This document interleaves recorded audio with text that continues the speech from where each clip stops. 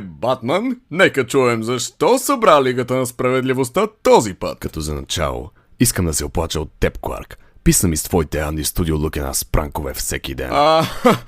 Пранкове ли? За какво по-точно говориш, Батман? Имам въпрос за 1 милион лева. Кой да фак може да ви опикае къщата в Тракия? От Сахат ТП. Наистина много интересно. А защо би предположил, че съм аз, например? Защото, Супермен, ми липсва едната стена на първия етаж и е спикана във формата на С. С било. А откъде си сигурен, че не е супер злата лига на супер злите зли злодеи, например? Замисляли ли сте за това? Ти баваш ли се с мен? Наистина ли криеш от най-добрия детектив на света? Добре. Дори да е така, какъв е проблема да се изпразня резервоара след 2 бири? Защото беше на моята къща. Айде ме на твоята къща. Твоята къща, моята къща, неговата къща. Всички къщи са твои. Твоята супер сила е парите, разбрахме. Как можа да го кажеш на глас? И какво като го казах?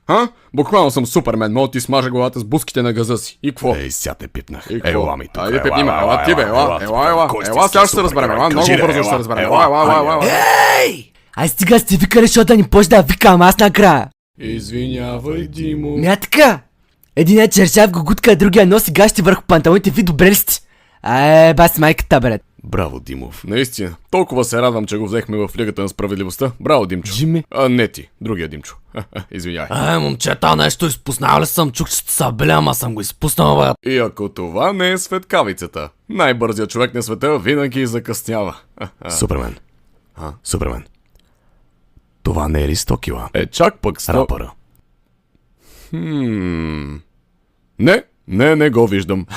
Момчета, какви ги лавте, брат? Аз не съм 100 кила, целата се, Мисля, че има само един начин да разберем кой е под маската. Долу маската.